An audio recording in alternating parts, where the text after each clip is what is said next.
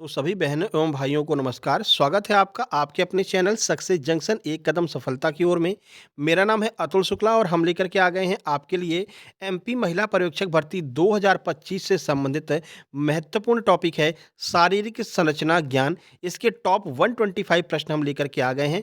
इसमें कौन-कौन से टॉपिक देखने को मिलने वाले हैं? तो प्रजनन, हार्मोन्स, ग्रंथि रोग, इसके अलावा पाचन तंत्र, श्वसन तंत्र, तो इन सब से मिला करके आपके एग्जाम में लगभग 20 से 22 प्रश्न आने वाले हैं, ठीक है? तो इन प्रश्नों को आज हम कवर करने वाले हैं। बेसिकली यह बायोलॉजी का टॉपिक है, जो हमने पीडीएफ दिया है आप लोगों को, तो बायोलॉजी वाली पीडीएफ में ये सारे चैप्टर दिए गए हैं, ठीक है?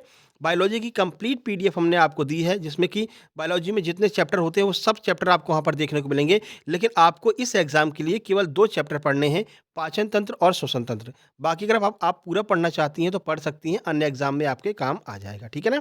चलिए, वीडियो को लाइक करके चैनल को सब्सक्राइब कर लीजिए, जिससे कि जितने भी वीडियो हम डाल रहे हैं वो टाइम टू टाइम आप तक पहुंचती रहे और नोटिफिकेशन बेल भी आपको ज़रूर दबा लेना है। चलिए शुरू करते हैं। देखिए, उससे पहले आपको बता दें, महिला पर्यवेक्षक भर्ती के चारों सब्जेक्ट के नोट्स कंप्लीट हो चुके हैं।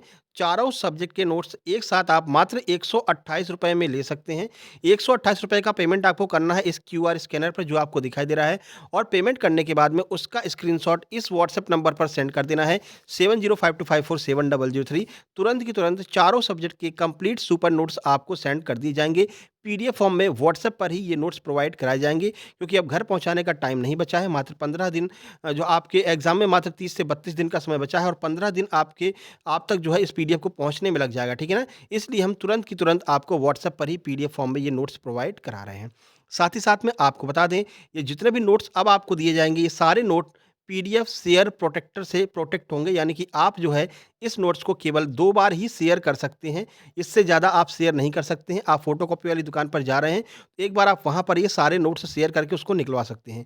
2 बार से ज़्यादा बार अगर आपने शेयर किया तो ये नोट्स आपके मोबाइल से डिलीट हो जाएँगे, और जिसके पास आप सेंड करेंगे उसके मोबाइल से भी डिलीट हो जाएँगे। बाद में हम आपको नहीं देंगे, ध्यान रखना, केवल 2 बार ही आप इसको शेयर कर सकते हैं। पहली बात तो आपको शेयर करना ही नहीं चाहिए। आपने पैसे खर्च किए हैं तो आप पढ़िए, कोई और पढ़ना चाहता है तो बोल दीजिए सक्सेस जंक्शन से मँगा लीजिए, कोई ज़्यादा महँगे तो है नहीं, ठीक है ना? तो शेयर नहीं करना है। हाँ, इस वीडियो को ज़रूर शेयर कर देना है सबके पास में।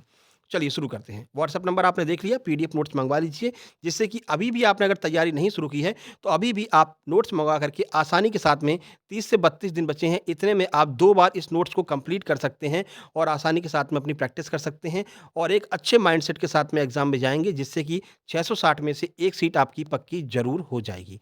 ठीक है? आइए शुरू करते हैं। आइए देखते हैं आज का पहला प्रश्न क्या है। और ये पीडीएफ नोट्स आपको हम वन लाइनर में ही कवर करा रहे हैं। देखिए, 4 ऑप्शन अगर हम करेंगे, तो ये जो नोट्स हैं, मान लीजिए अभी 20 पेज के हैं, ये नोट्स बढ़ कर के 40 से 45 पेज के हो जाएँगे, ठीक है ना? तो फिर आप न निकलवाएँगे तो आपके ज़्यादा पैसे खर्च होंगे, इसलिए हम वन लाइनर में कवर करते हैं, ठीक है? चलिए, इसके अलावा आपका अगर एमपी टेट वर्ग 3 चयन परीक्षा का एग्जाम है तो कंप्लीट नोट्स उपलब्ध हैं। एमपी आबकारी आरक्षक का एग्जाम है तो आपको कंप्लीट नोट्स मिल जाएँगे। एमपी पुलिस, एमपी वन रक्षक, जेल विभाग, एमपी एसआई, इन सब के नोट्स आपको मिलने वाले हैं। इन सब के नोट्स आप प्राप्त कर सकते हैं शुक्ला सर के रामबाण पीडीएफ में। चलिए, क्वेश्चन नंबर 1 देखिए, किस भोजन को पचाने के लिए छोटी आंत को लंबी होने की आवश्यकता होती है? तो घास को पचाने के लिए जो आपकी छोटी आंत होती है, इसको और मजबूत और लंबा होना पड़ेगा। इसीलिए अपन लोग घास नहीं पचा पाते हैं, ठीक है ना? पालक-वालक खा लें अलग बात है, लेकिन अगर आपने घास खा लिया तो समझ लीजिए आपको उल्टियाँ होने लगेंगी, आप घास नहीं पचा सकते हैं, ठीक है? तो घास कौन पचा सकता है? तो जो बकरी होती है, जो गाय-भैंस होती है, इनकी जो छोटी आंत होती है, वो और लंबी होती है, बहुत ज़्यादा लंबी होती है, जिसकी वजह से वो घास को आसानी से पचा लेते हैं। आप कहोगे सर पालक तो हम खा लेते हैं, धनिया तो हम खा लेते हैं, लेकिन एक लिमिट में ही खा पाते हैं आप, है ना? और वो कह सकते हैं वो घास नहीं है, ठीक है? वो खा सकते हैं, आप आसानी के साथ में खा सकते हैं, लेकिन वो भी अगर आप मान लीजिए आधी किलो से ज़्यादा कच्ची पालक खा जाएँगे, तो तुरंत आपको उल्टियाँ होना शुरू हो जाएँगी, क्योंकि हमारा शरीर घास को नहीं पचा सकता। हमारी जो छोटी आँत है वो इतनी लंबी नहीं है कि घास को पचा ले। ठीक है? आगे देखिए क्वेश्चन नंबर 2, बच्चे को जन्म देने के बाद माँ द्वारा कराए गए स्तनपान में पहला दूध क्या कहलाता है? मोस्ट इंपोर्टेंट है, 2 बार आपके एग्जाम में पूछा गया था 2017 में। तो जो गाढ़ा पीला दूध निकलता है पहला वाला, उसे हम कोलोस्ट्रम कहते हैं। क्या कहते हैं? कोलोस्ट्रम। ध्यान रखना ये। आगे बढ़ते हैं, अगला क्वेश्चन नंबर 3, मानव आहार में विली कहाँ पर पाई जाती है? इसे विली कहते हैं, बिलाई कहते हैं, ध्यान रखना। तो विली कहाँ पर पाई जाती है? छोटी आँत में ये विली पाई जाती है। सर ये विली क्या होती है? तो ये उँगलीनुमा एक संरचना होती है जो छोटी आँत में पाई जाती है। ये खाने को पचाने में बहुत ज़्यादा महत्वपूर्ण भूमिका निभाती है, ठीक है? इसमें छोटे-छोटे छिद्र होते हैं, तो खाना जब इसमें फँसता जाता है, इससे निकलता जाता है, तो खाना पिस करके एकदम बारीक हो जाता है। तो ये बहुत सारी विली जो है वो छोटी आँत में पाई जाती है। क्वेश्चन नंबर 4, मनुष्य में छोटी आँत की लंबाई कितनी होती है? ये कई बार पूछा गया है। तो 6 से 7 मीटर जो है लंबाई छोटी आँत की होती है। चलिए अगला देखिए क्वेश्चन नंबर 5, हमारे शरीर में उपापचयी प्रक्रियाएँ किसके द्वारा नियंत्रित होती हैं? किसके द्वारा पाचन की जो प्रक्रिया होती है वो नियंत्रित की जाती है? तो प्रोटीन के द्वारा जो है पाचन की प्रक्रिया नियंत्रित की जाती है। क्वेश्चन नंबर 6, मानव शरीर की किस भाग में भोजन का संपूर्ण पाचन होता है? ऐसा कौन-सा भाग है जहाँ पर भोजन का संपूर्ण पाचन होता है? तो वो है आपकी छोटी आँत। छोटी आँत के अंदर जो है भोजन का संपूर्ण पाचन होता है। अब आप कहोगे सर हमारे आमाशय पेट में पाचन होता है, तो बिल्कुल भी नहीं। पेट से भोजन छोटे-छोटे टुकड़ों में टूट करके छोटी आँत में जाता है, छोटी आँत में जाकर के फँस जाता है। वहाँ पर विलाई रहती हैं, जो विली हमने बताया अंगुलीनुमा संरचना होती है। ये छोटी-छोटी विली पाई जाती हैं और ये विली जो है वही भोजन का संपूर्ण पाचन करती हैं। तो छोटी आँत में संपूर्ण पाचन होता है। कौन-सा पाचन तंत्र के लिए अपचनीय है? कौन-सी ऐसी चीज़ है जो पाचन तंत्र हमारा नहीं पचा सकता? तो वो सेल्युलोज़ होता है। अब ये सेल्युलोज़ किसमें पाया जाता है? तो घास में। घास में सेल्युलोज़ पाया जाता है और वही पहला क्वेश्चन था कि कौन-सी चीज़ को हमारा पाचन तंत्र नहीं पचा सकता? तो वो घास है। क्यों नहीं पचा सकता? घास में होता है सेल्युलोज़ और सेल्युलोज़ को पचाने के लिए हमारे पाचन तंत्र की इतनी क्षमता नहीं है। आगे बढ़िए। क्वेश्चन नंबर 8 देखिए, जटिल खाद्य पदार्थ जिसकी सहायता से सरल पदार्थ में टूट जाते हैं, वो चीज़ क्या है? किसकी सहायता से जो जटिल खाद्य पदार्थ होते हैं, वो सरल पदार्थों में टूट जाते हैं? वो आपका एंजाइम होता है। बड़े-बड़े टुकड़े आप रोटी के खा लीजिए, ठीक है? तो वो पच कैसे जाता है? तो ये जो रोटी के टुकड़े होते हैं, इनको पचाने का काम एंजाइम्स के द्वारा किया जाता है। ये एंजाइम्स इसके ऊपर गिर करके इसको और छोटे-छोटे, छोटे-छोटे टुकड़ों में तोड़ देते हैं, जिससे कि आपका भोजन आसानी के साथ में पच जाता है। क्वेश्चन नंबर 9, पाचन तंत्र का कौन-सा भाग यकृत और अग्नाशय से स्राव प्राप्त करता है?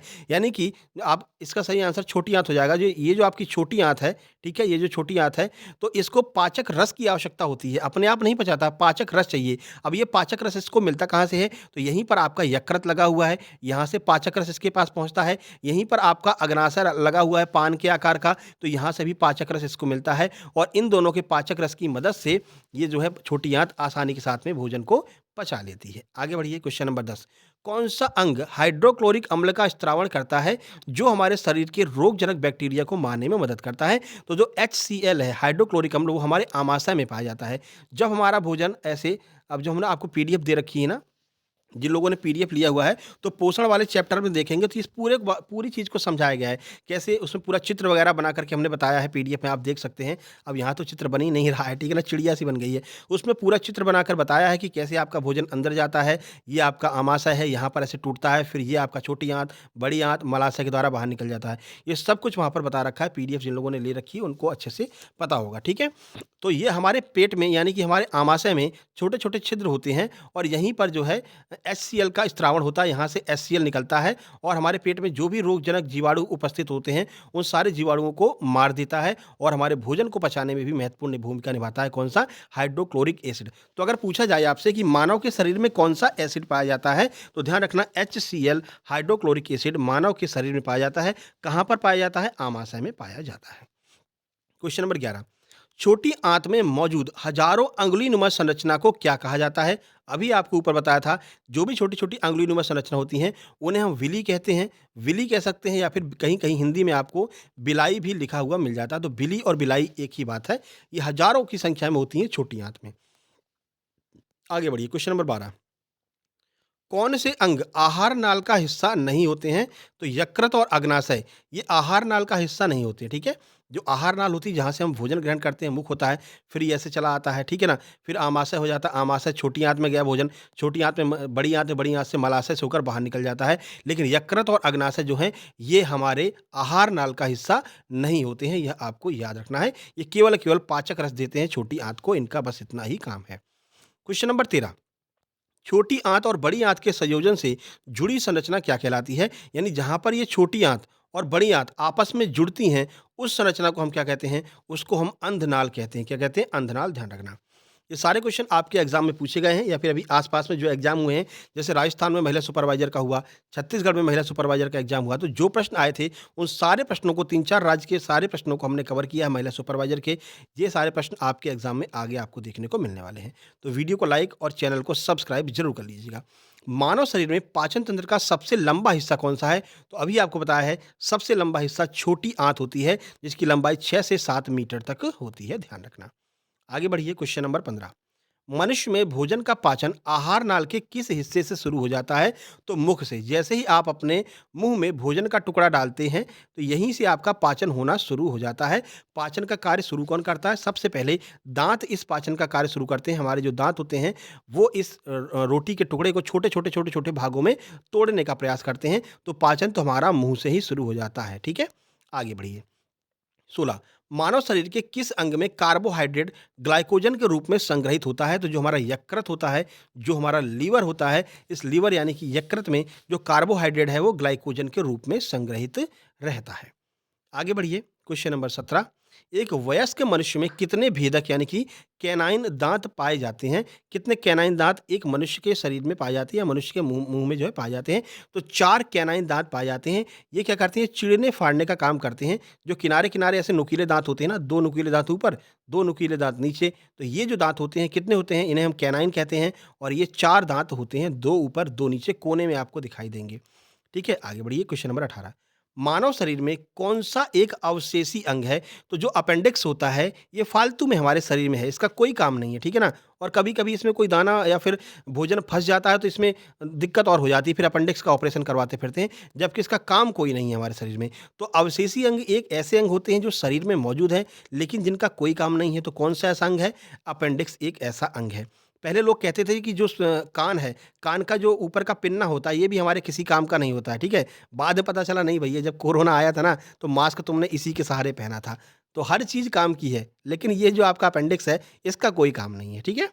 चलिए आगे बढ़ते हैं। 19। कौन-सा मानव अंग वयस्कों में क्षतिग्रस्त होने के बाद फिर से जो आपका विकसित हो जाता है? तो जो यकृत है वो एक बार अगर क्षतिग्रस्त हो गया, मान लीजिए किसी कारणवश कोई दिक्कत हो गई और यकृत को आपको निकालना पड़ा या फिर काटना पड़ा, तो कोई परेशानी वाली बात नहीं है। जो हमारा यकृत होता है वो फिर से विकसित हो जाता है, अपने आप विकसित हो जाता है। यकृत को ही हम जिगर कहते हैं, यकृत को ही कलेजा कहते हैं, यकृत को ही लीवर कहते हैं, ठीक है ना? ये सारी बातें यकृत के लिए थी। अगला क्वेश्चन नंबर 20। दंत बल्क यानी इनेमल का निर्माण किससे होता है? इनेमल आपको पता है हमारे शरीर का सबसे कठोरतम भाग कौन सा होता है? इनेमल होता है, जिसको हिंदी में दंत बल्क कहते हैं। तो किससे बना होता है? कैल्शियम फॉस्फेट की मदद से यह बना होता है। आगे बढ़िए, क्वेश्चन नंबर 21। भोजन का पाचन सामान्य रूप से कहाँ पर होता है? तो छोटी आंत में सामान्य रूप से भोजन का पाचन होता है। क्वेश्चन नंबर 22 देखिए, प्रोटीन पाचक एंजाइम कौन सा है? तो प्रोटीन को पचाने का काम ट्रिप्सिन नामक एंजाइम के द्वारा किया जाता है। मोस्ट इंपोर्टेंट प्रश्न है, एग्जाम में पूछा गया है। ट्रिप्सिन नामक जो है एंजाइम के द्वारा प्रोटीन को पचाने का कार्य किया जाता है। एंजाइम किसमें मदद करता है? तो भोजन को पचाने में एंजाइम मदद करता है और प्रोटीन को पचाने के लिए सबसे महत्वपूर्ण एंजाइम होता है। 24 नंबर, पित्त रस का क्या कार्य होता है? जो पित्ताशय से निकलता है पित्त रस, उस पित्त रस का क्या कार्य होता है? तो वसा का इमल्सीकरण करता है, यानी वसा को पचाने में मुख्य भूमिका पित्त रस की होती है, जो कि पित्ताशय से निकलता है। किसके श्रवण में एंजाइम होते हैं? यानी कि कौन सी ऐसी चीज़ होती है जो जब हमारे मुँह से निकलती हैं, तो उसी के साथ में एंजाइम निकलते हैं। तो लार ग्रंथियाँ होती हैं। लार ग्रंथियों से जो लार निकलती है, जो सलाइवा निकलता है, उसी सलाइवा सलाइवा में ही सारे एंजाइम होते हैं जो भोजन को पचाने का कार्य करते हैं। नंबर 26। मानव पित्त जो एक पीले हरे रंग का तरल पदार्थ है, इसकी प्रकृति कैसी होती है? क्षारीय होता है, या ठीक है, या फिर अम्लीय होता है, उदासीन होता है? तो जो मानव का पित्त होता है वो क्षारीय होता है। कैसा होता है? क्षारीय होता है। यह आपको याद रखना है। नंबर 27। मानव शरीर का सबसे कठोरतम भाग क्या है? तो अभी बताया था, एनेमल जो है वो मानव शरीर का सबसे कठोरतम भाग होता है। नंबर 28। दांतों के उचित निर्माण के लिए क्या चीज़ बहुत ज़्यादा आवश्यक है? तो कैल्शियम सबसे ज़्यादा आवश्यक होता है। आपने कोलगेट का ऐड भी सुना होगा। आपके उसमें पेस्ट में कैल्शियम की जितनी अधिक मात्रा होगी, उतना ज़्यादा आपका पेस्ट अच्छा होगा। क्यों? क्योंकि दांतों के निर्माण के लिए कैल्शियम सबसे ज़्यादा महत्वपूर्ण होता है। नंबर 29। किलीफॉर्म जीवाणु कहाँ पर पाए जाते हैं? तो ये आपकी आंत में पाए जाते हैं। किलीफॉर्म जीवाणु याद रखिएगा।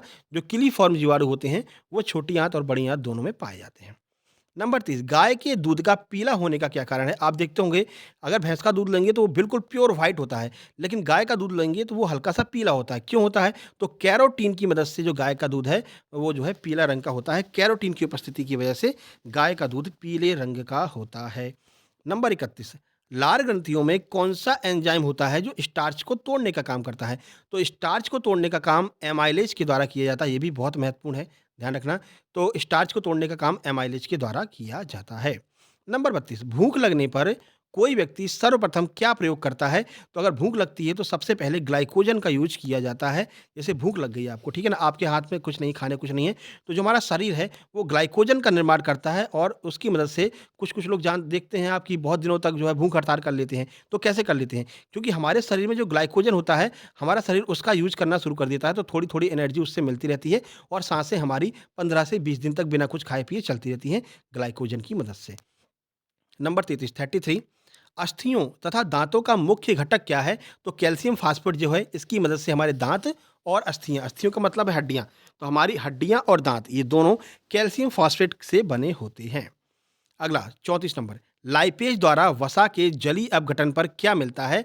अगर लाइपेज से वसा का जलीय अपघटन कराया जाए तो क्या मिलेगा? तो वसीय अम्ल और ग्लिसरॉल ये दोनों चीज़ें हमको प्राप्त होती हैं लाइपेज द्वारा वसा का अगर हम जलीय अपघटन करें।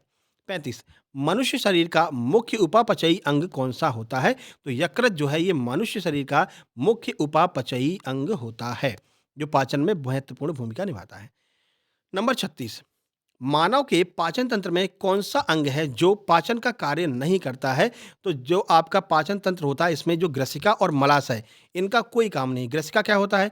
ग्रसिका से हम भोजन को नीचे लेकर के आते हैं। ये जो गले की नली होती है ना ये जहाँ से भोजन अंदर आ रहा है, तो ये कोई पाचन का काम कर रही नहीं। ये क्या कर रही है? भोजन को अंदर लाने का।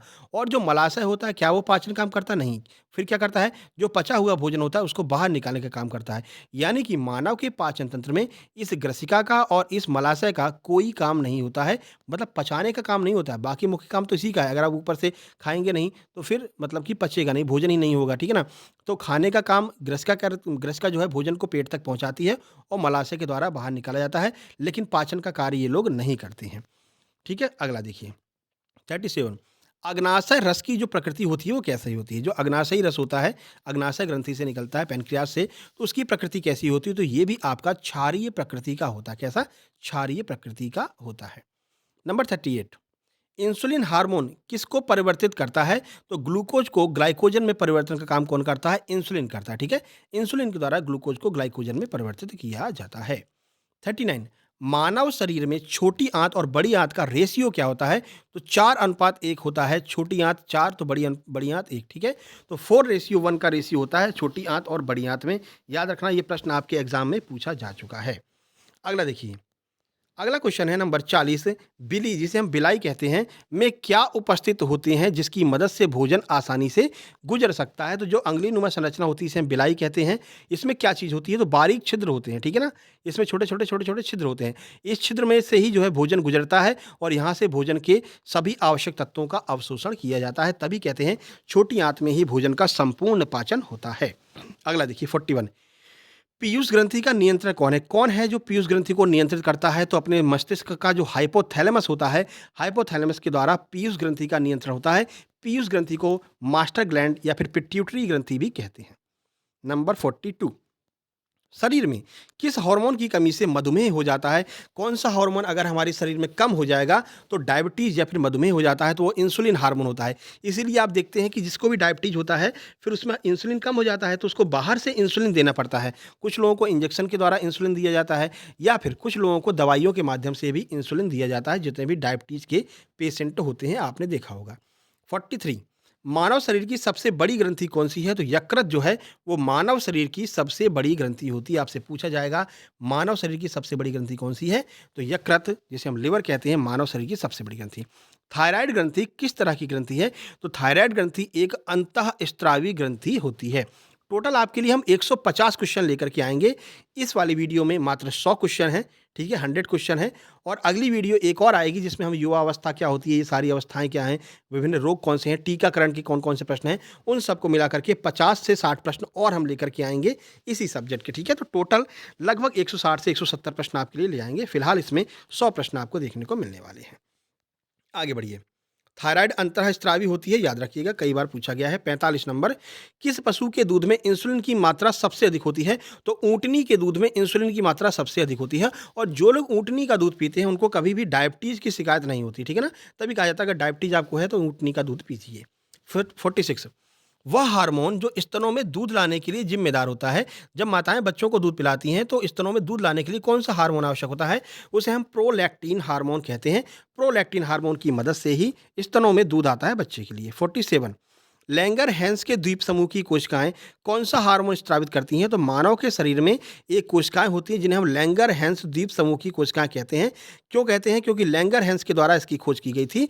तो ये क्या करती हैं? यही जो है इंसुलिन का स्रावण करती हैं। इन्हीं के द्वारा इंसुलिन का निर्माण होता है और इंसुलिन को इन्हीं के द्वारा स्रावित किया जाता है। यही कोशिकाएँ खराब हो जाती हैं जिससे कि डायबिटीज़ हो जाती है और मानव को बाहर से इंसुलिन लेना पड़ता है। 48, मनुष्य के शरीर में जैविक घड़ी कौन होती है? किसको हम जैविक घड़ी कहते हैं? सही आंसर थायराइड ग्रंथि हो जाएगी। जो थायराइड ग्रंथि होती है इसी को हम जैविक घड़ी कहते हैं और ये थायराइड ग्रंथि आयोडीन की मदद से कार्य करती है। आयोडीन की कमी होने पर आपको पता है कौन सा रोग हो जाता है? चलिए ये आज का आपका क्वेश्चन है। अगर मानव शरीर में आयोडीन की कमी हो जाएगी तो कौन सा रोग हो जाता है? कई बार लगभग तो हर एक एग्जाम में ये प्रश्न आता है कि आयोडीन की कमी से कौन सा रोग हो जाता है? कमेंट बॉक्स में कमेंट कीजिएगा, बाकी अगली वीडियो में आपको हम आंसर भी बता देंगे। चलिए 49 या फिर इसका आंसर हम डाल देंगे उस पर टेलीग्राम चैनल पर, ठीक है? तो जिन लोगों को पता है वो कमेंट कर दीजिए, जिनको नहीं पता है टेलीग्राम चैनल है सक्सेस जंक्शन लाइव के नाम से, वहाँ पर इसका आंसर डाल देंगे। साथ ही साथ में आपको टेलीग्राम चैनल ज़रूर जॉइन कर लेना है। जिनके पास नोटिफिकेशन नहीं आता है क्लास का, तो वो लोग टेलीग्राम जॉइन कर लेंगे तो टेलीग्राम पर हर क्लास डल जाती है, जैसे अपलोड होती है उसकी लिंक टेलीग्राम पर डल जाती है और टेलीग्राम पर काफ़ी सारे नोट्स भी आपको मिल जाएंगे। जैसे राकेश यादव सर के क्लास नोट्स मैथ के मिल जाएंगे, नीतू मैम की इंग्लिश की बुक मिल जाएगी। तो सक्सेस जंक्शन लाइव के नाम से चैनल है, आप लोग ज्वाइन कर लेना सर्च करके। वैसे आपको मिल भी जाएगा उसमें डिस्क्रिप्शन बॉक्स में लिंक भी दी गई है, ठीक है? चलिए, आयोडीन युक्त हार्मोन कौन-सा होता है? अभी बताया थायरॉक्सिन हार्मोन जो है वो आयोडीन युक्त हार्मोन होता है और थायराइड ग्रंथि के द्वारा निकाला जाता है। कौन-सा हार्मोन टाइप 1 प्रकार की मधुमेह में अपर्याप्त मात्रा में बनता है? बहुत ज़्यादा कौन-सा हार्मोन बनता है? तो जो ग्लूकागोन होता है, ये ग्लूकागोन और इंसुलिन ये जो है बहुत ज़्यादा मात्रा में यानी अपर्याप्त मात्रा में बनता है। यानी बहुत ये वाला ग्लूकागोन तो बहुत ज़्यादा बनता है और इंसुलिन बहुत कम बनता है, जिसकी वजह से मुख्य वजह जो है मधुमेह होने की वो ग्लूकागोन और इंसुलिन होता है। 51, मानव शरीर की कौन-सी ग्रंथि मास्टर ग्रंथि कहलाती है? बहुत ज़्यादा महत्वपूर्ण प्रश्न है, ठीक है? तो पिट्यूटरी ग्रंथि जिसे हम पीयूष ग्रंथि कहते हैं, इसी को मास्टर ग्लैंड भी कहा जाता है। 52, कौन-सा हार्मोन आपातकाल का हार्मोन कहा जाता है? तो इसे हम एड्रेनलिन, ठीक है? एड्रेनलिन हार्मोन कहते हैं। इसे लड़ो और उड़ो हार्मोन भी कहा जाता है। ये प्रश्न कई बार पूछा गया है कि लड़ो और उड़ो हार्मोन कौन-सा है? तो वो एड्रेनलिन हार्मोन है और इसी को हम आपातकाल का इमरजेंसी हार्मोन भी कहते हैं।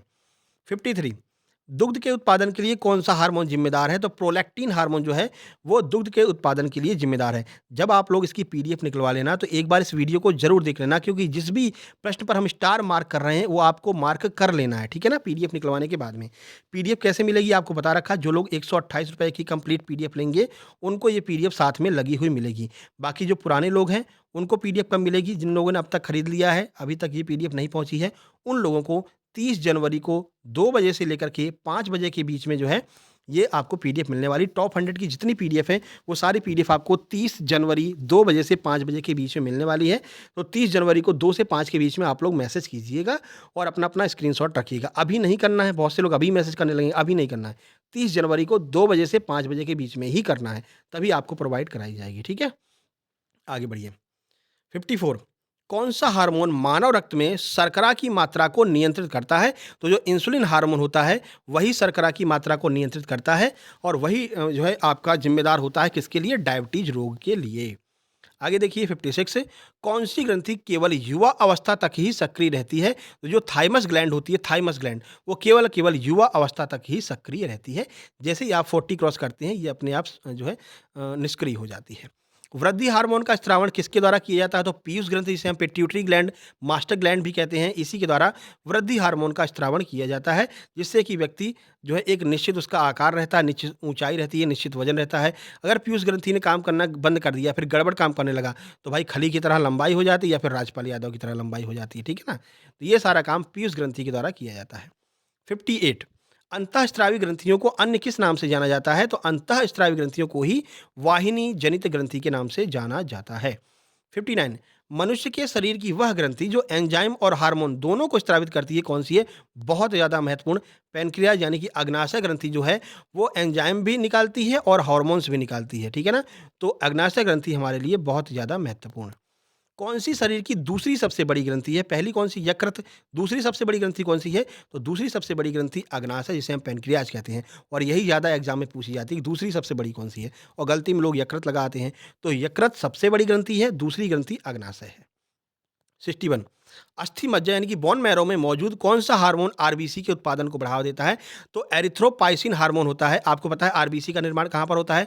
बोन मैरो में या फिर अस्थि मज्जा में आरबीसी का निर्माण होता है। आरबीसी का क्या काम होता है? पहली बात, आरबीसी का फुल फॉर्म क्या होता है? रेड ब्लड कार्पल्स, ये आरबीसी का फुल फॉर्म होता है। आरबीसी का काम क्या होता है? हमारे रक्त में मौजूद सभी ऑक्सीजन को, जितना भी ऑक्सीजन है, वो सारे ऑक्सीजन को हृदय तक ले जाना और अंगों तक पहुँचाना, फेफड़े तक पहुँचाना, ये सारा काम आरबीसी के द्वारा ही किया जाता है। तो और इसका निर्माण कहाँ पर होता है? बोन मैरो में इसका निर्माण होता है, अस्थि मज्जा में निर्माण होता है। 62 किस हार्मोन द्वारा हृदय का स्पंदन तथा रुधिर का दाब बढ़ जाता है? यानी कि जो हृदय आपका चल रहा है, वो कितनी तेज़ी से चलेगा, कम चलेगा, या फिर रुधिर मतलब ब्लड प्रेशर जो है वो बढ़ जाता है, तो किसकी वजह से होता है? तो एड्रेनलिन हार्मोन की वजह से। अगर ये कम ज़्यादा होता रहता है, तो हृदय का स्पंदन और रुधिर का दाब जो है बढ़ता जाता रहता है या फिर कम होता जाता रहता है। इसके लिए ज़िम्मेदार कौन है? एड्रेनलिन है।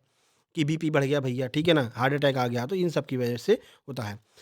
वृषण में किस हार्मोन का स्त्रावण होता है? जो टेस्टिस होते हैं मानव में, मनुष्य में होते हैं बेसिकली, जो पुरुष होते हैं, पुरुषों में टेस्टिस होते हैं, तो टेस्टिस से किस हार्मोन का स्त्रावण होता है? तो टेस्टोस्टेरोन हार्मोन का जो है स्त्रावण होता है, और केवल मनुष्यों में ही इस हार्मोन का निर्माण होता है, ठीक है? किस हार्मोन को मादा हार्मोन कहा जाता है? तो जो एस्ट्रोजन है, ये एस्ट्रोजन हार्मोन केवल महिलाओं में होता है, इसलिए ध्यान रखना, महिलाओं का हार्मोन कौन-सा? एस्ट्रोजन है। पुरुषों का हार्मोन कौन-सा है? टेस्टोस्टेरोन है, ठीक है? दोनों का नाम याद रखना, कन्फ्यूज़ नहीं होना है। अगला, और ये एस्ट्रोजन वाला कई बार आपके एग्जाम में पूछा गया है। नंबर 65 शरीर की सबसे बड़ी अंतःस्रावी ग्रंथि कौन-सी है? ध्यान रखना क्या पूछ रहे हैं? शरीर की सबसे बड़ी अंतःस्रावी, अगर अंतःस्रावी शब्द लगा है तो थायराइड हो जाएगी। अगर ये अंतःस्रावी शब्द नहीं लगा है, केवल सबसे बड़ी है, तो यकृत हो जाएगी। अगर पूछता है दूसरी सबसे बड़ी, तो अग्नाशय हो जाएगी। तीनों को ध्यान रखना है, ठीक है ना? आगे बढ़िए। 66 उत्तेजना के समय कौन-सा हार्मोन अधिक मात्रा में निकलता है? यानी अगर आप गुस्सा हो रहे हैं या फिर बहुत ज़्यादा हँस रहे हैं, बहुत ज़्यादा क्रोध आ रहा है, तो कौन-सा हार्मोन सबसे ज़्यादा निकल रहा है? तो वो आपका एड्रेनलिन होता है। इसी को लड़ो और उड़ो हार्मोन भी कहते हैं, क्योंकि बहुत जल्दी यह बन जाता है और बहुत जल्दी समाप्त हो जाता है। ठीक है ना? तभी आपको बहुत जल्दी गुस्सा आ जाता है, और कुछ लोगों को बहुत धीरे से मतलब कम समय में आता है, कम समय के लिए गुस्सा आता है। क्यों? एड्रेनलिन बना और उड़ गया। ठीक है ना? तो लड़ो और उड़ो हार्मोन कौन-सा है? एड्रेनलिन। 67 जब कोई व्यक्ति रोता है तो किसकी वजह से नाक से जल का विसर्जन होता है? कभी-कभी आप देखते हैं बहुत ज़्यादा, अगर आप कोई रोने लगता है, भगवान करे कोई ना रोए, ठीक है ना? मेरी यही इच्छा है, आप लोगों की नौकरी लग जाए और आपको नहीं रोना पड़े, ठीक है ना? तो कौन-सी ग्रंथि की वजह से नाक से भी पानी आने लगता है? तो वो अश्रुकारी ग्रंथि होती है, ठीक है? आँसू की ग्रंथि होती है। जो आँसू की ग्रंथि होती है, वो आँख से भी पानी निकालती है, और कभी-कभी अधिक रोने पर नाक से भी पानी निकलने लगता है, किसी-किसी के मुँह से भी पानी निकलता रहता है, क्योंकि ये आँसू वाली ग्रंथि इन तीनों जगह से कनेक्टेड रहती है। 68 मानव शरीर में थायराइड ग्रंथि के पीछे कितनी पैराथायराइड ग्रंथियां होती हैं? तो याद रखना, थायराइड ग्लैंड के पीछे 4 पैराथायराइड ग्लैंड होती हैं। थायराइड ग्लैंड हमारे गले के पास में पाई जाती है, गले में पाई जाती है बेसिकली, ठीक है? कौन सा रोग होता है? ध्यान है ना? आपको कमेंट बॉक्स में कमेंट करना है कि थायराइड की मतलब थायराइड बहुत ज़्यादा बढ़ जाए तो कौन सा रोग हो जाता है, या फिर आयोडीन की कमी से कौन सा रोग हो जाता है। मानव शरीर की सबसे बड़ी मिश्रित ग्रंथि कौन-सी है? मिक्स ग्लैंड सबसे बड़ी कौन-सी है? तो वो अग्नाशय है। ये बहुत ज़्यादा कन्फ्यूज़न वाले प्रश्न होते हैं। फिर से आपको याद दिला देते हैं। सबसे बड़ी ग्रंथि यकृत, सबसे बड़ी अंतःस्रावी ग्रंथि थायराइड ग्रंथि, दूसरी सबसे बड़ी ग्रंथि अग्नाशय। लेकिन अगर आपसे पूछें सबसे बड़ी मिक्स ग्लैंड कौन-सी है, मिश्रित ग्रंथि कौन-सी है? तो वो आपकी अग्नाशय है। बार-बार आपको याद दिला रहे हैं, क्योंकि यहाँ पर बड़ा कन्फ्यूज़न हो जाता है, ठीक है? तो इसीलिए क्लास देखना भी आपके लिए ज़रूरी है, केवल पीडीएफ से ही काम नहीं चलेगा। क्लास आप देखेंगे तभी तो ये एक्स्ट्रा फैक्ट आपको मिलेंगे, ठीक है ना? कि बड़ी कौन-सी है और क्यों बड़ी होती है, ये सारी चीज़ें तभी मिलेंगी जब आप डेली क्लास भी लेंगे। नंबर 70 किस ग्रंथि को मानव शरीर की जैव रसायन प्रयोगशाला भी कहा जाता है? तो याद रखना, यकृत, या फिर जिसे हम जिगर कहते हैं, जिसे कलेजा कहते हैं, इसी को हम क्या कहते हैं? इसी को मानव शरीर की जैव रसायन प्रयोगशाला भी कहा जाता है। अगला देखिए, एक मादा जनन कोशिका से कितने अंडाणु बनते हैं? तो याद रखना, मादा जनन कोशिका से केवल एक ही अंडाणु बनता है, ठीक है? पुरुष जनन कोशिका से 2 अंडाणु बनते हैं। कैसे बनते हैं? आइए आगे दिखाते हैं। मानव जाति में लिंग निर्धारण किस विधि पर आधारित है? तो एक्स एक्स और एक्स वाई विधि पर आधारित है मानव जाति में लिंग का निर्धारण। आगे देखिए, मनुष्य में अंडवाहिनी के किस भाग में निषेचन होता है? तो याद रखना, अंडवाहिनी के तुम्बिका नामक भाग में जो है निषेचन का कार्य होता है। 74 देखिए, गर्भावस्था की किस अवस्था में भ्रूण की तीनों परतों का निर्माण होता है? तो याद रखना, भ्रूण की तीनों परतों का निर्माण भ्रूणावस्था में होता है। ठीक है। 75 नंबर, गर्भावस्था के सही विकास क्रम को बताइए, यानी कि जो गर्भावस्था होती है वो किस तरह से कार्य करती है, उसका विकास क्रम क्या है, यह आपको बताना है। तो देखिए, सबसे पहले बीजावस्था होती है, फिर भ्रूणावस्था होती है, फिर गर्भस्थ शिशु की अवस्था होती है। तो ये तीनों क्रम आपको याद रखना है। आपके एग्जाम में 4 ऑप्शन दिए रहेंगे, उनमें से ये जो ऑप्शन होगा वो बिल्कुल सही होगा। आपको बता दे रहे हैं हम क्यों आपका मल्टीपल चॉइस क्वेश्चन यानी कि 4 ऑप्शन नहीं लेकर के आ रहे हैं, क्योंकि वो आपके लिए ही दिक्कत हो जाएगी। ठीक है? 4-4 ऑप्शन रखेंगे तो इतना स्थान जो है एक क्वेश्चन के लिए चाहिए, और हमको कराने हैं टॉप 100। तो ऐसे में ये जो 20 पेजों की आपकी पीडीएफ ये वाली है, ये बढ़ करके 60 पेजों की हो जाएगी। तो कोई मतलब नहीं है ना, आपको तो आंसर से मतलब होना चाहिए। आप अब इस पीडीएफ का फोटोकॉपी निकलवाएँगे तो आसानी से और कम पैसे में निकलवा सकते हैं, इसलिए वो हम मल्टीपल चॉइस क्वेश्चन नहीं रखते हैं, ठीक है ना? चलिए, नंबर 76, शुक्राणु के एक्रोसोम का क्या कार्य है? जो शुक्राणु में एक्रोसोम होता है, उसका क्या कार्य होता है? तो अंडाणु में शुक्राणु के प्रवेश में सहायता करने का काम एक्रोसोम के द्वारा किया जाता है। 77, मानव में गुणसूत्रों की कुल कितनी संख्या होती है? तो कुल 46 संख्या होती है। जोड़ों में पूछें तो 23 जोड़े जो है गुणसूत्र मानवों में पाए जाते हैं, यह आपको याद रखना है। अगला क्वेश्चन बहुत ज़्यादा महत्वपूर्ण है, और महिलाओं के लिए तो बहुत ही ज़्यादा महत्वपूर्ण। देखिए, बच्चे के लिंग निर्धारण के लिए उत्तरदायी क्रोमोसोम कौन सा होता है? तो पिता का क्रोमोसोम होता है जो बच्चे के लिंग निर्धारण के लिए उत्तरदायी होता है। क्या मतलब है सर? जो पिता का क्रोमोसोम होता है उसमें ही एक्स और वाई निकलते हैं, ठीक है ना?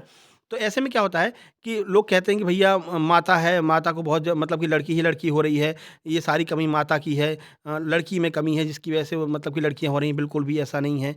जो भी दिक्कत होती है, या फिर अगर किसी भी बच्चे का जन्म हो रहा है, अगर उसको लड़की ही लड़की हो रही हैं, तो माता का उसमें रोल नहीं है, उसमें रोल पिता का होता है, ठीक है ना? तो पिता के पास से एक्स हार्मोन या फिर वाई हार्मोन निकलते हैं, ठीक है? माता के पास में तो एक्स एक्स ही हार्मोन रहता है। अब पिता की तरफ से जो निकलेगा, अगर एक्स हार्मोन निकला तो एक्स और एक्स मिलकर के पुत्र का निर्माण करेंगे, वाई हार्मोन निकला तो वाई और एक्स मिलकर के पुत्री का निर्माण करेंगे। तो ये जो भी होता है वो पिता के हार्मोन्स में पाया जाता है, पिता के क्रोमोसोम में पाया जाता है, महिला के क्रोमोसोम में नहीं होता है। तो अब अगर कोई आपसे कहे कि जो है लड़की ही लड़की हो रही है, इसमें तुम्हारा दोष है, तो कहना मेरा दोष नहीं भैया, तुम्हारा दोष है। क्यों तुम्हारा दोष है? क्योंकि जो भी क्रोमोसोम निकल रहा है वो तुम्हारे अंदर से निकल रहा है। एक्स निकल रहा है तो लड़का हो रहा है, वाई निकल रहा है तो लड़की हो रही, ठीक है? माता के पास में केवल केवल एक हार्मोन होता है, एक क्रोमोसोम होता है जिसे हम एक्स क्रोमोसोम कहते हैं। इसी से जो मिलता है उसी का निर्माण होता है। तो याद रखना, इसमें माता का कोई दोष नहीं है। अगर लड़की लड़की हो रही हैं या लड़का लड़का हो रहा है तो माता का दोष नहीं है, पिता का दोष है, ठीक है? बता देना सबको, ठीक है? इसी बात पे लाइक कर दो, सभी बहनें इस बात को लाइक कर दें, ठीक है ना? अगर देखिए 79, कॉर्पस ल्यूटियम द्वारा कौन सा हार्मोन स्रावित होता है? तो याद रखना, कॉर्पस ल्यूटियम के द्वारा प्रोजेस्टेरोन हार्मोन जो है स्रावण होता है, निकलता है। प्रसव उम्र के अंत को क्या कहा जाता है?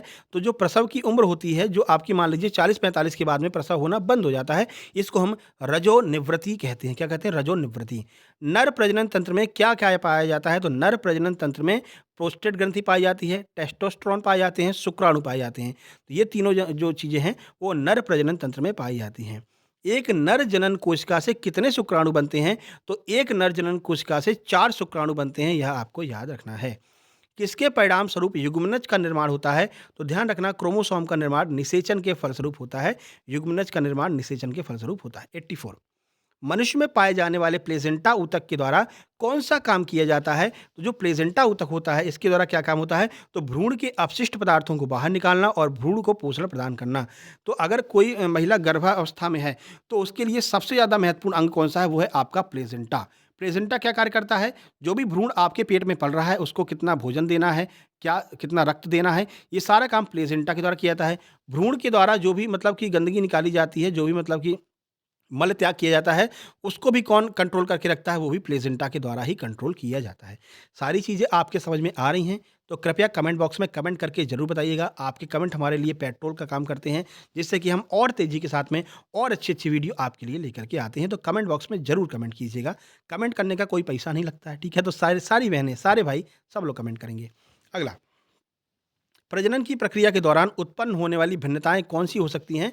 तो प्रजनन की प्रक्रिया के दौरान अगर कोई भिन्नता होती है, तो वो वंशानुगत होती है। जैसे कि आप देखेंगे कि कई बच्चों के 40-45 की एज तक आते-आते जो है उनके आगे के बाल झड़ जाते हैं। क्यों? आप देखेंगे उनके पिता के भी आगे के बाल नहीं थे, इस वजह से उनके बाल भी झड़ गए। अब तो 30-35 साल की उम्र में ही झड़ जाते हैं, ठीक है ना? तो ये वंशानुगत होती है। कुछ चीज़ें जो वंशानुगत होती हैं, उसकी आप कितनी भी दवाई करवा लो, वो नहीं सही होगी, ठीक है ना? तो वो आपके जेनेटिक्स में होती है। अगला 86 पुरुष में कितने अंडकोश होते हैं? तो याद रखना कितने टेस्टिस होते हैं? 2 टेस्टिस जो है पुरुष में होते हैं, जहाँ से टेस्टोस्टेरोन नामक हार्मोन निकलता है, जो केवल और केवल मनुष्य यानी कि पुरुष में निकलता है। अगला 87 युवा अवस्था के समय लड़कों में दिखाई देने वाले सारे परिवर्तन कौन से हार्मोन की वजह से होते हैं? तो टेस्टोस्टेरोन के हार्मोन की वजह से लड़कों की दाढ़ी मूछें आ जाती हैं, आवाज़ में भारीपन आ जाता है। तो ये सारे क्यों होते हैं? टेस्टोस्टेरोन हार्मोन की वजह से होते हैं। किसी-किसी लड़कों को भाई दाढ़ी मूछ नहीं आ रही है, विभिन्न प्रकार के तेल का यूज़ कर रहे हैं, भैया दाढ़ी मूछें आ जाएँ। तो वो आपके शरीर के अंदर टेस्टोस्टेरोन हार्मोन कम निकल रहा है, इसलिए दाढ़ी मूछ नहीं आई। अब उसके लिए आप ऊपर से प्रयास कर रहे हैं कि हम ये तेल लगा लें, वो तेल लगा लें, सन्यासी बाबा का लगा लें, नहीं होगा भैया। क्यों? क्योंकि आपके अंदर टेस्टोस्टेरोन हार्मोन नहीं बन रहा है। ठीक है ना? तो ध्यान रखना। 88 नर और मादा युग्मनक आपस में मिलकर के क्या बनाते हैं? तो देखिए क्या बनाते हैं, आंसर सही हो जाएगा ऑप्शन नंबर यानी कि युग्मनज। जो नर और मादा के युग्मनक होते हैं, युग्मक जो होते हैं, वो आपस में मिलकर के युग्मनक बनाते हैं और युग्मनज बनकर के आगे जो है भ्रूण बनता है, भ्रूण से फिर बच्चे का निर्माण होता है।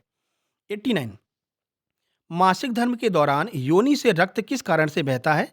तो मासिक धर्म के दौरान क्यों रक्त बहता है? तो गर्भाशय की अंतः परत जो होती है, जो गर्भाशय में अंतः परत होती है, जो बच्चे को पालने के लिए तैयार होती रहती है, लेकिन जब बच्चा नहीं बनता है, तो फिर क्या होता है कि कुछ दिनों के बाद में ये टूट करके निकलने लगती है। अब ये टूट करके यहाँ पर इकट्ठी हो गई है, तो कैसे निकलेगी? तो हर महीने में जो है मासिक धर्म होता है, जिसकी मदद से ये सारी गंदगी बाहर निकल जाती है। कोई शर्म वाली बात नहीं है। अगर किसी में मासिक धर्म नहीं होता है, तो उसको विभिन्न प्रकार की रोग जो है घेर सकते हैं, क्योंकि ये जो गंदगी इकट्ठी हो गई थी, ये कहीं बाहर नहीं निकलेगी, तो विभिन्न प्रकार के रोग हो सकते हैं। इसलिए टाइम टू टाइम मासिक धर्म होना आवश्यक है और इस पर बिल्कुल बात करनी चाहिए, ठीक है ना? ये बहुत ज़रूरी है, ठीक है? कोई शर्म वाली बात नहीं होती है। आगे बढ़िए। मासिक धर्म का अर्थ है पीरियड्स, ठीक है? नंबर 90 टेस्ट ट्यूब बेबी में डिंब का निषेचन परक नली में होता है, लेकिन यह विकसित कहाँ पर होता है? तो जब आपने सुना होगा, जब किसी के बच्चे नहीं होते रहते हैं, तो वो लोग टेस्ट ट्यूब बेबी करवाते हैं, ठीक है ना? इसमें क्या होता है, इसमें जो आपका जो निषेचन होता है, डिंब का निषेचन, वो परक नली में कराया जाता है, लेकिन जो भ्रूण होता है वो कहाँ पर विकसित होता है? वो गर्भाशय में ही विकसित होता है, जिसको महिला के गर्भाशय में डाल दिया जाता है और जो भ्रूण होता है वो गर्भाशय में ही बनता है। 91 महिलाओं में यौवन अवस्था की शुरुआत किससे होती है? तो अगर यौवन अवस्था की जो शुरुआत हो रही है, यानी पीरियड्स आने जो शुरू हो रहे हैं, उसे हम रजोदर्शन कहते हैं, ठीक है? और पीरियड्स जब बंद हो जाते हैं, उसे हम रजोनिवृत्ति कहते हैं। तो यौवनावस्था की शुरुआत हो रही है रजोदर्शन से। यौवनावस्था या फिर जो आपकी बच्चे पैदा करने की क्षमता होती है, जब वो समाप्त होती है, उसे हम रजोनिवृत्ति कहते हैं। दोनों में डिफरेंस है, याद रखना। 92 निषेचन के परिणाम स्वरूप किसका निर्माण होता है? तो निषेचन के परिणाम स्वरूप युग्मनज बनते हैं, फिर भ्रूण बनता है, फिर बालक का निर्माण होता है। ठीक है, आगे बढ़िए। उस अंग का क्या नाम है जहां पर भ्रूण विकसित होता है? तो गर्भाशय की दीवार में चिपक करके भ्रूण विकसित होता है, तो उस अंग को हम गर्भाशय कहते हैं, इंग्लिश में ओवरी कहते हैं। 94 प्रोस्टेट ग्रंथि किसके नीचे मौजूद रहती है? याद रखना, जो प्रोस्टेट ग्लैंड होती है वो मूत्राशय के नीचे स्थित रहती है। 95 गर्भाशय किसके माध्यम से योनि में खुलता है? तो गर्भग्रीवा के माध्यम से गर्भाशय योनि में खुलता है। अगला 96 तनाव और क्रोध की अवस्था कौन सी है? तो जो किशोरावस्था है, इसे हम तनाव और क्रोध की अवस्था कहते हैं। हालांकि अवस्था वाले प्रश्न हम एक अलग प्रॉपर वीडियो बनाएंगे, अवस्था और टीकाकरण को एक साथ कवर करेंगे, वो भी हम टॉप 100 तय करके आएंगे। 97 मनुष्य में विकास की सबसे तीव्र गति कब होती है? तो किशोरावस्था में तीव्र गति से विकास होता है। सृजनात्मकता की विशेषता क्या है? लचीलापन, मौलिकता, प्रवाह और शीलता, ये सृजनात्मकता की विशेषता होती है, क्रिएटिविटी की विशेषता होती है। 97 शारीरिक एवं मानसिक परिपक्वता प्राप्त व्यक्तियों को क्या कहा जाता है? तो जब शारीरिक और मानसिक रूप से अपना अच्छा बुरा सोचने लगते हैं, समझने लगते हैं, तो ऐसे व्यक्तियों को किशोर कहा जाता है। क्वेश्चन नंबर 100 है, शरीर की सबसे बड़ी ग्लैंड कौन सी होती है? तो यकृत, जिसे हम लीवर कहते हैं, शरीर की सबसे बड़ी ग्रंथि होती है। ये 6-7 बार आपके एग्जाम में आया है, इसलिए ये प्रश्न रिपीट हो गया है, कोई दिक्कत नहीं है। टॉप 100 आपके यहाँ पर समाप्त होते हैं। एक और वीडियो लाएंगे टॉप 100 की ही, जिसमें हम टीकाकरण क्या है, ठीक है, टीकों से संबंधित सारी जानकारी, अवस्थाएं क्या होती हैं, इन सबको एक साथ में कवर करेंगे। नेक्स्ट वीडियो आपकी प्रैक्टिस वाली आएगी, जिसमें बाल विकास, जिसे हम बालक देखभाल और शिक्षा कहते हैं, उसका प्रैक्टिस सेट 20 क्वेश्चन वाला डिटेल सॉल्यूशन के साथ में नेक्स्ट वीडियो आपकी आने वाली है। कल आपकी कौन-सी आई थी? सामान्य ज्ञान की आई थी शायद? नहीं, कल मैनेजमेंट प्रबंधन की आई थी। प्रबंधकीय कौशल की कल वीडियो आई थी प्रैक्टिस सेट वाली, उसको भी आप ज़रूर देखना, ठीक है? बाकी ये PDF notes Atul Shukla sir के द्वारा स्वयं तैयार किए गए हैं। किसी अन्य यूट्यूब चैनल के द्वारा इसका यूज़ करना प्रतिबंधित है, आपको बता भी दिया है। 2 बार से ज़्यादा तीसरी बार अगर आप शेयर करते हैं, तो ये सारी की सारी पीडीएफ नोट्स आपके मोबाइल में से डिलीट हो जाएँगी और जिसके पास आपने शेयर किया उसके मोबाइल में से डिलीट हो जाएँगी, ठीक है? तो केवल 2 बार आप शेयर कर सकते हैं। एक बार अपने किसी मान लीजिए आप नहीं घर से बाहर नहीं जा पा रही हैं, तो अपने पति को या फिर हस्बैंड को या अपने भाई को, किसी को भी भेज सकती हैं और दूसरी बार वो भाई हैं या जो आपके हस्बैंड हैं, वो फ़ोटोकॉपी की दुकान पर भेज सकते हैं और निकलवा सकते हैं। तीसरी बार अगर ये शेयर किए गए, तो ये सारे नोट्स आपके मोबाइल से और जिसको आपने भेजा है उसके मोबाइल से डिलीट हो जाएँगे। तो शेयर प्रोटेक्टर लगा कर ये सारे नोट्स आपको भेजे जाएँगे, ठीक है? चलिए, बाकी बेहतर तैयारी के और सीरो सिलेक्शन के लिए सक्सेस जंक्शन यूट्यूब चैनल को ज़रूर सब्सक्राइब कर लीजिए।